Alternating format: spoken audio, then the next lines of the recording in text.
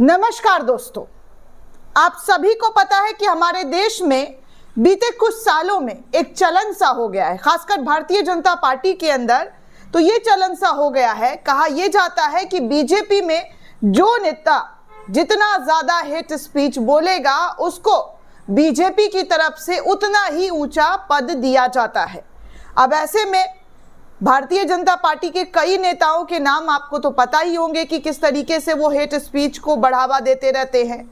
Hate speech को लेकर जो है अक्सर बयान हेट स्पीच जो है वो करते रहते हैं। तो वैसे में कोर्ट की तरफ से बीजेपी के एक नेता को 14 दिन की न्यायिक हिरासत में भेज दिया गया है। दोस्तों जी हाँ, कोर्ट ने बीजेपी के नेता पीसी जॉर्ज को 14 दिन के लिए न्यायिक हिरासत में भेज दिया है।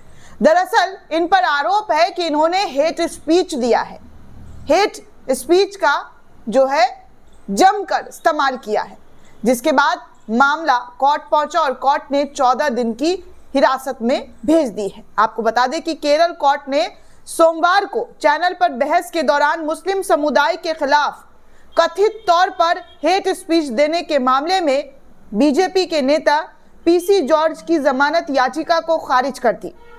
इसके बाद उन्हें 14 दिन की हिरासत में भेज दिया गया है। कोट्टायम जिले में एरापुटा न्यायिक प्रथम श्रेणी मजिस्ट्रेट कोर्ट ने जमानत याचिका को खारिज भी कर दी। केरल हाई कोर्ट ने पीसी जॉर्ज की अग्रिम जमानत याचिका को भी खारिज कर दी थी।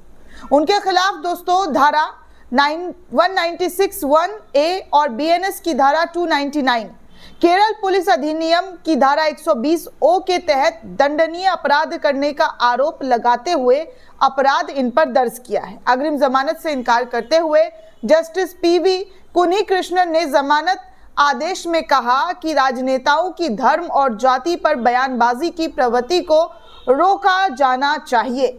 कोर्ट ने आगे ये भी कहा कि पीसी जॉर्ज जैसे राजनेता जिनके पास 30 साल से अधिक का अनुभव है, अगर उन्हें इतनी आसानी से उकसाया जा सकता है तो वो राजनीति नेता के रूप में बने रहने के लायक नहीं है। इस तरीके की भी बातें कोर्ट के अंदर कही गई है। दोस्तों अग्रिम जमानत याचिका खारिज करते हुए कोर्ट ने आगे ये भी कहा कि मैं ये कहने के लिए मजबूर हूं कि याचिकाकर्ता जैसे राजनेता जिनके पास विधायक के रूप में लगभग 30 साल का अनुभव रहा है, उन्हें इस तरीके से बयान देने से बचना चाहिए था। जिस तरीके की बातें उन्होंने की है उस बातों का इस्तेमाल नहीं किया जाना चाहिए था और वो राजनेता बनने के लायक भी नहीं है। दोस्तों आपको बता दूं कि कोर्ट ने पीसी जॉर्ज की जमानत को इस आधार पर खारिज किया कि वो मुस्लिम समुदाय के खिलाफ बार बार सांप्रदायिक बयानबाजी कर रहे थे।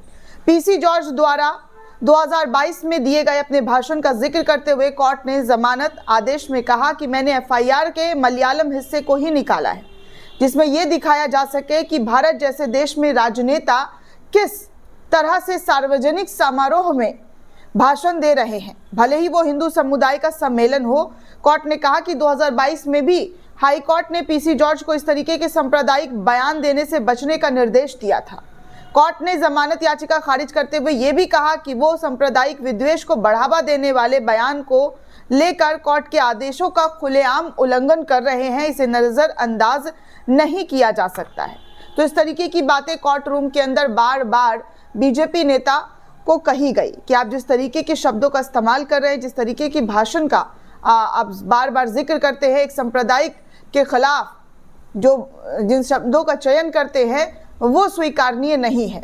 दोस्तों वैसे तो हमारे देश में आए दिन कोई ना कोई नेता हेट स्पीच देते रहता है और खुलेआम घूमता रहता है। आप सभी को पता है कि मुंबई से लेकर, जी हाँ, मुंबई के कई बार मंच से बीजेपी के विधायक टी राजा का बयान तो आपने सुना ही होगा कि किस तरीके के बयान शब्दों का इस्तेमाल वो करते रहते हैं।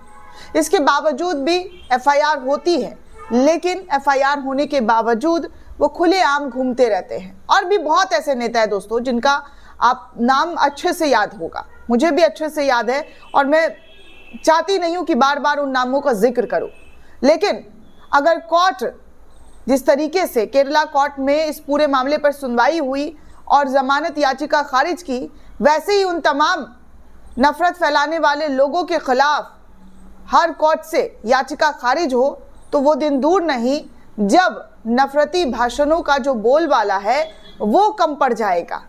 दोस्तों, इस पूरे रिपोर्ट को लेकर आप क्या सोचते हैं, आपकी क्या प्रतिक्रिया, हमें कमेंट करके जरूर बताइएगा। साथ ही साथ चैनल को ज्यादा से ज्यादा लाइक, शेयर और सब्सक्राइब करना बिल्कुल भी ना भूलें। धन्यवाद दोस्तों।